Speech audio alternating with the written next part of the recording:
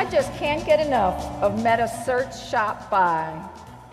Co-founder and CEO of KAYAK, Steve Hafner. Co-founder and CEO of Skyscanner, Gareth Williams. Gentlemen, take a seat. So with all the talk about assisted booking, facilitated booking, I mean, is this really essential for Meta to thrive, to now facilitate the booking? And you need to be a merchant of record? Is that now a business requirement? You're asking me? I mean, instant booking for me, at least, is old news. I mean, at KAYAK, we've had it for 3 years. And I think Steve will find out that it's really not that big a deal for TripAdvisor. It certainly wasn't that big a deal for KAYAK. I don't know how you feel about it, Gareth. Yeah, I think it's important. I think we're in the business of search, and we get put in the category of meta, and there's reasons for that.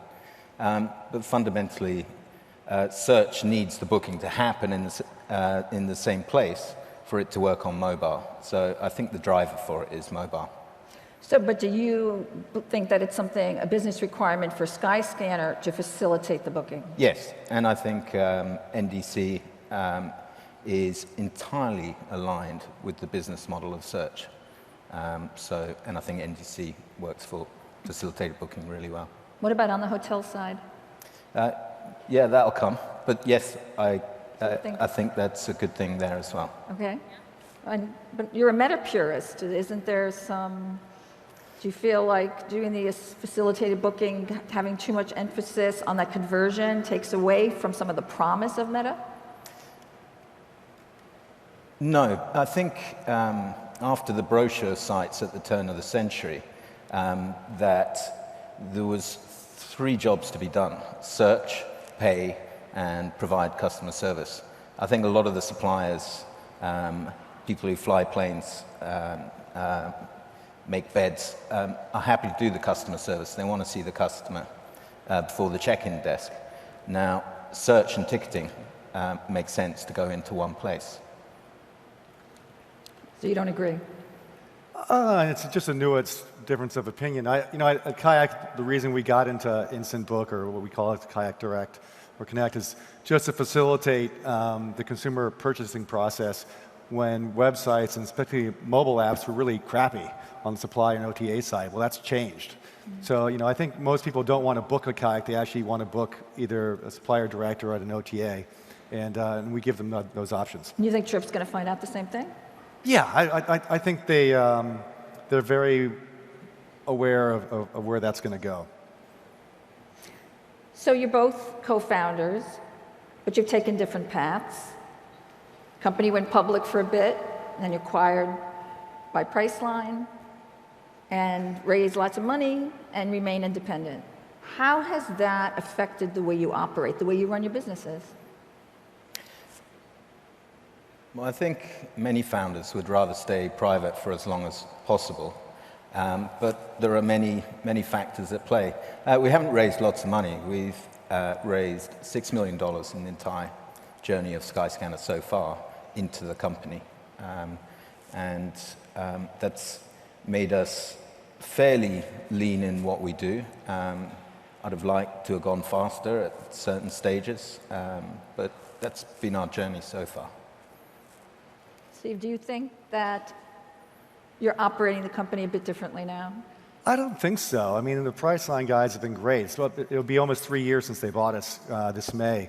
And at the time they bought us, they told us that they would allow us to run independently as long as we made our numbers, which we have, thankfully. So it's been humbling to work with such a great company, but it's been good to operate underneath their umbrella. I will say that KAYAK and HomeAway have roughly the same P&Ls, and Brian did a much better job at extracting value from Dara than I did from Jeff Boyd at the time, much to my regret. So would you say it's a benefit being owned by an OTA, or just it's okay, it's good, it's working out? No, I'd say it's the fact that they're an OTA, it's, some of the brands at the Priceline Group are an OTA really isn't that meaningful for us because we have a level playing field in terms of our business practices with regard to other companies.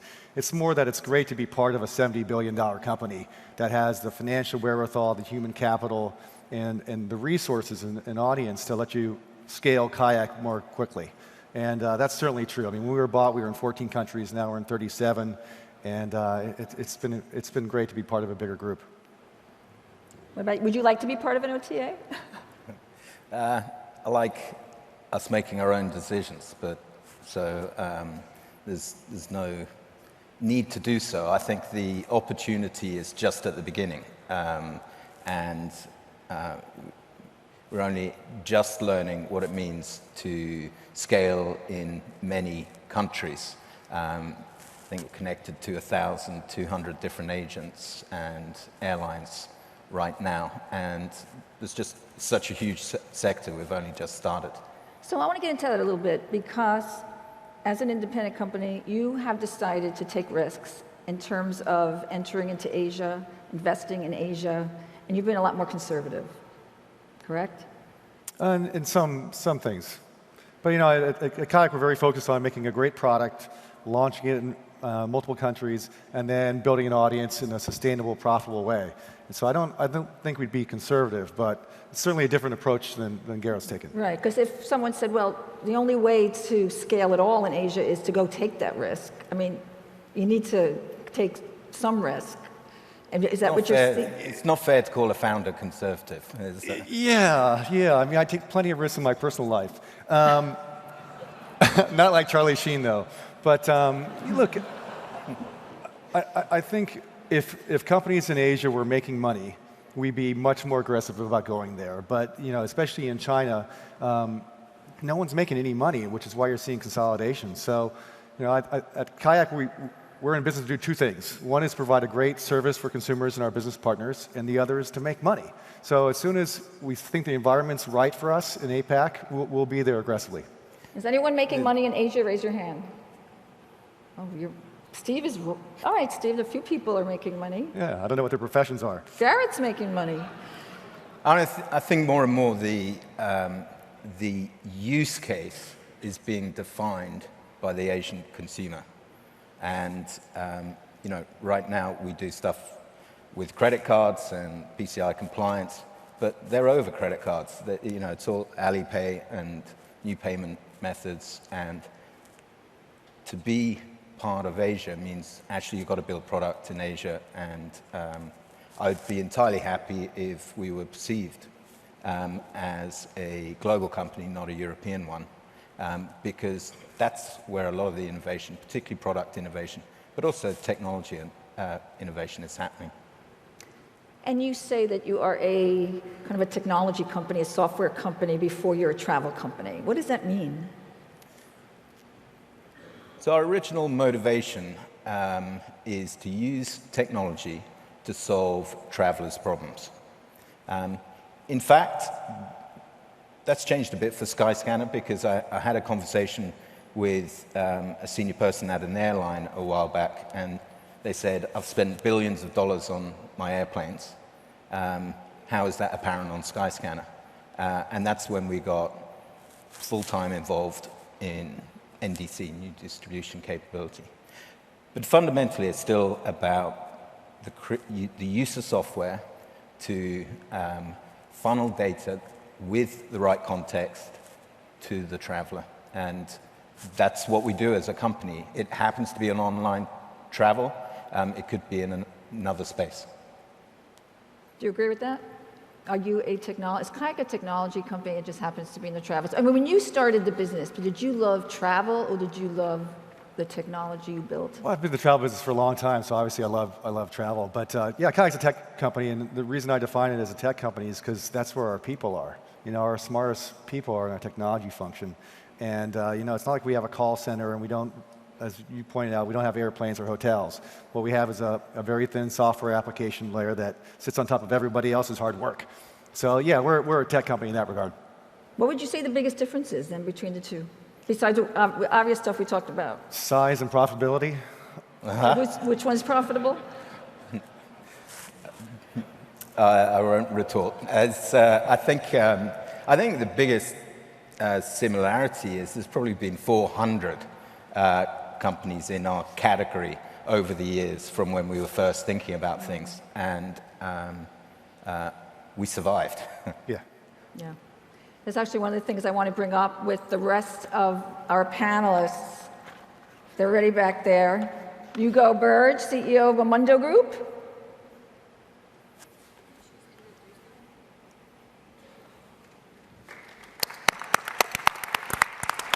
And co-founder and CEO of Hipmunk, Adam Goldstein. Thanks. Welcome. So we're talking about surviving. So first of all, you've said that you want to be, so you don't think you're great at what you do, but you want to be better than everybody else. Do you feel like you're better than everybody else? Maybe on this couch, but certainly not versus TripAdvisor and Google. Okay. I'm just joking, guys. It's all right, we're used to it. Does anybody want to reply or no? Check the App Store ratings. That's good. I like that. I like that.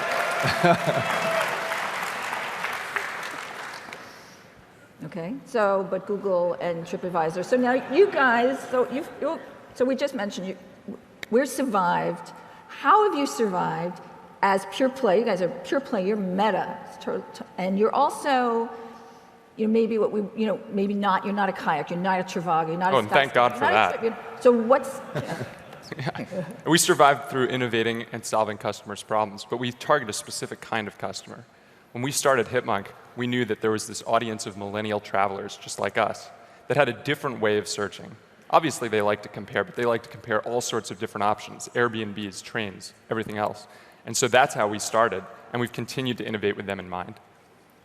And I'd say that we've survived, and I would say now thriving by adapting. Actually, we weren't meta search. We weren't a meta search business 4 years ago. I think we were a very supplier-friendly travel media business. We've undergone a huge change over the last 4 years now to make ourselves driven by meta search. We're a passionate believer in meta search, in that independence and that independent overview of the marketplace that allows consumers to make better decisions about travel, particularly flights and hotels. So we've now got 2 meta search brands, Cheap Flights and Momondo, which are both differentiated. So is assisted booking part of your business plan?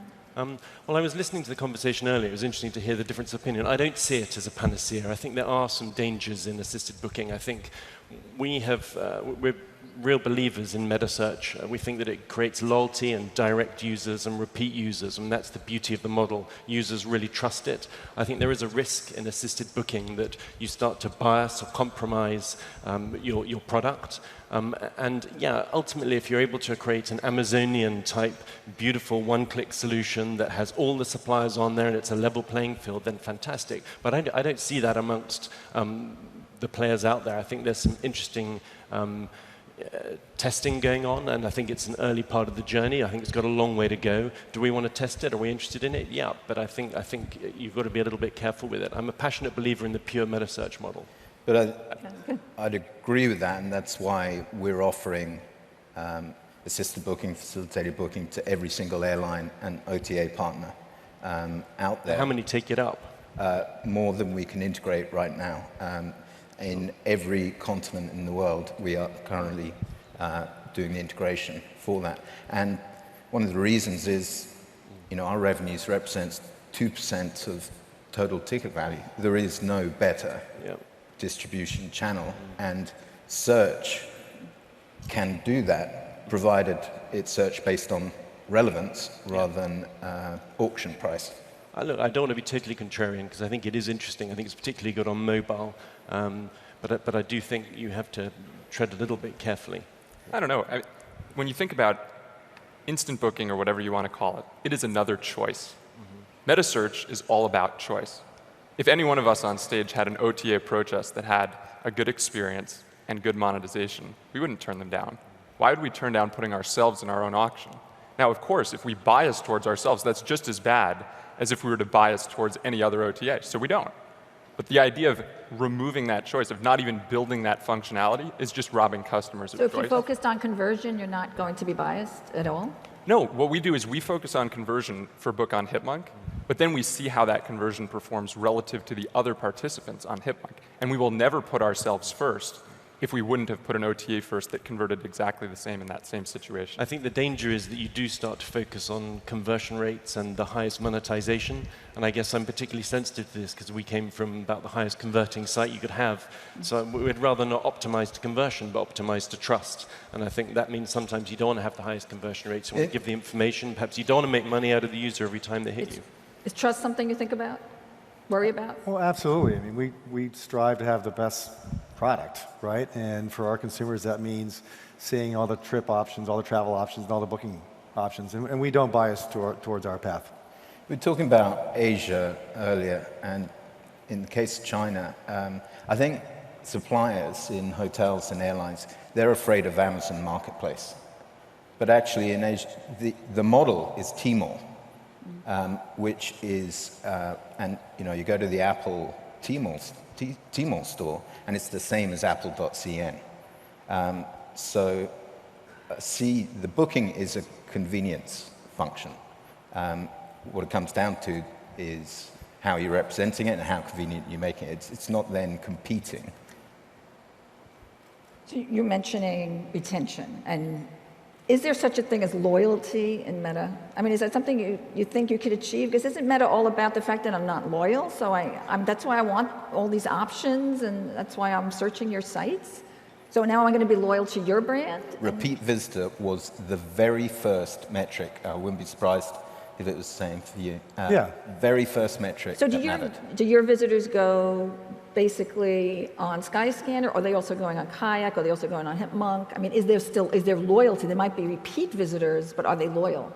Yes. Well, let's ask the audience. Who here, raise your hand if you use KAYAK. And of those people, how many people also use Skyscanner? Okay, put your hands down. Not very many, so there's loyalty. Raise your hand. There was if a you good use, percentage. Yeah, raise your hand if you just use Skyscanner. You don't use KAYAK. And you don't Yeah, use so KAYAK. people No? are loyal to the meta search engines. And 92% of our traffic is self-direct. Okay. I don't know, what brands are you guys? I'm just joking. I'm sorry, I had to go there. You got to do it. You got to do it. You got to. Are you going to ask us about the Hipmunk product? There's different ways. Steve wants to ask you about your new product, but what was that you got? He could have come to my presentation yesterday. He would have heard all about it. I sent Hipmunk an email and I said, can you show me the best Delta flight between Atlanta and Chicago? Oh, I that's haven't funny. heard back yet. See, I did a search on KAYAK yesterday, and it couldn't show me the best Airbnb in Miami Beach. Try Airbnb. Yeah. That's good. I was just waiting for that one. All right, so let's go around and talk about what we're doing that's really cool and different. What are you doing that's really cool and different? What did you show us yesterday? Yesterday, that was really neat. we rolled out the first virtual personal travel assistant that's completely free, that works with both your email and your calendar. So you can have Hipmunk, if you'd like, you can just send it questions, and it'll reply using artificial intelligence, or you can not even send it anything. And it'll read your calendar and proactively email you when it sees you've got meetings in another city with the best flight, hotel, train, Airbnb, all that kind of stuff. So is that a differentiator? Like when you did your agony? No, not at all. Not Was that a differentiated at all. differentiator? Yeah. It's very differentiated, and it sorts by agony, absolutely. And in addition, we took our great experience on the web for flights and hotels, and we pull in your calendar so you can actually see your meetings and your commitments in relation to the flight and hotel options. Pretty cool. Sure. So I'd like to talk about Flight Insight on Momondo. So we think that sometimes meta search can be a bit geeky and technical, and we like to bring a human touch to technology solutions. And one of the products we're very proud of on Momondo is Flight Insight. It tells you on a route-by-route basis, by analyzing millions of fares, how many days out you should book on a particular route, which airline might be cheaper, which day of the week to travel, but on a route-by-route basis. It's a very powerful tool. The three simple rules, or the couple of simple rules, were to book 53 days out. This is generically, not to travel on a Sunday, potentially travel on a Tuesday, but there are nuances to every route, and we think it's very powerful and a good differentiator to help people make better travel decisions. Okay. Gareth? What was the question? Sorry. So what are you doing, I guess, technology innovation, so we're kind of going around. Quite a lot is coming out. The main focus of what we're working on is Your app is amazing. trust. Great app. Because I think there's a danger in online travel that too many businesses focus on the arbitrage of the transaction. And people aren't flying every single day, so the temptation is there. So building in the capability of measuring the reliability of different elements, partners, etc., is a big part of it. There's a lot of stuff around making sure all surcharges are displayed well. And we have a tool internally that we use that solves workflow and collaboration. And that's called Travel Pro. That's in closed beta at the moment. But I'm really excited about what that is because collaborate, let's say a print screen and copying a URL is state of the art for social software and online travel. And that's a bit rubbish for collaboration. So. We're working on just core stuff. So, Google kicks our ass in search speed right now on the flight side, even though our product is more comprehensive and accurate. So we're working on closing that gap. We're looking at shopping cart. So, our observations, people are looking for the same trip but across multiple devices. We want to have a way to unite that experience across the devices. I know you guys have worked on that. Expedia Scratchpad. I don't think either of those are actually mass market approaches. And we're also working on vacation packaging. Oh, what are you doing there? You had an agreement with HomeAway, right? Lorraine, we have a question from the floor. Yeah. It's a question from the floor. Okay. Ah. Did you want to? Familiar face. Yep. Hello, everybody. Question for Steve. When you said not on this couch, but Google and TripAdvisor sort of keep you awake at night. Yeah. Now Google's doing commissions. Steve Kaufer talked about the blur and the change. So what could Google do that would really be a big challenge for KAYAK and everyone else on that couch? Yeah, well, look, Google's got the financial resources and the technical chops in the audience to disrupt all of us, actually. More than just this couch, a lot of the people in the room. What keeps me up at night is, I have a young fiance and a baby. They both keep me up at night for different reasons. Congratulations. But thank you. But it's really that, could they have a default travel app on every Android phone?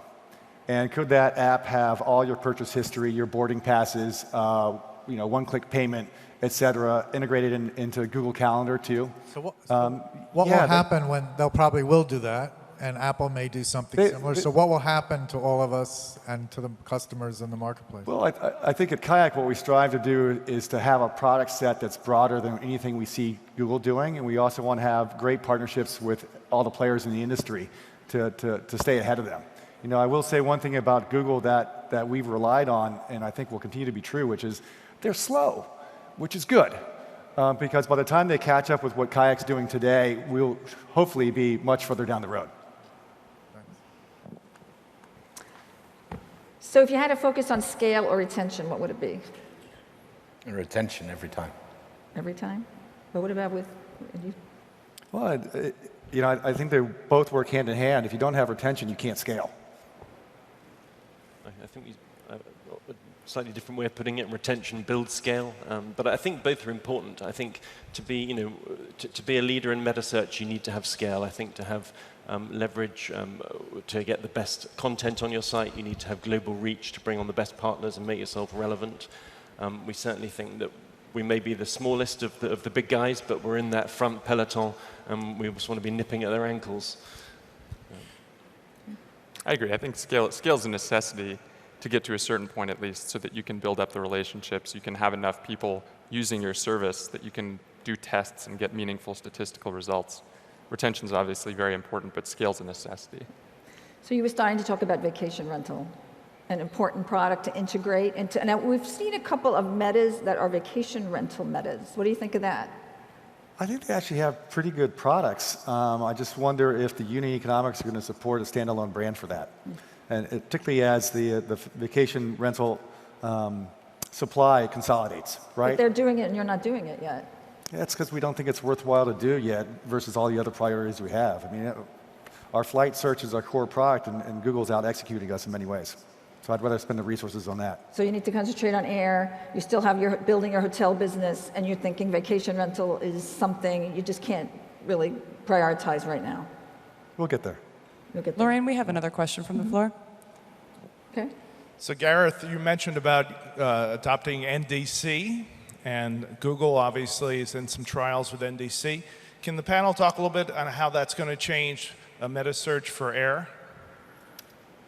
Yes, so we're doing trials right now with British Airways in Europe and other airlines around the world, and that's working really well. And I think the promise of NDC is distribution without the marketplace cost that often comes with distribution that isn't to the airline.com site. So I think it's entirely aligned with our business model. I'm excited about building an engine that supports 1,000 engines for airlines and 10,000 for hotels and hotel chains. I think that's a really great technical challenge. Ladies and gentlemen, Steve Hafner, Gareth Williams, Hugo Burge, Adam Goldstein. Thank you very much, gentlemen. Good job. Thanks. Thank you. That was fun. Cheers. Cheers.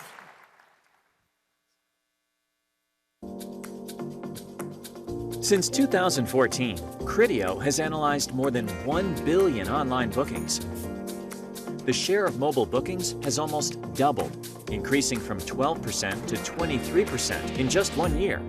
And advertisers who invest in in-app advertising generate almost half of mobile bookings directly from apps, compared to just 12% 1 year ago. Discover how booking on mobile has gone mainstream and how to better leverage this opportunity.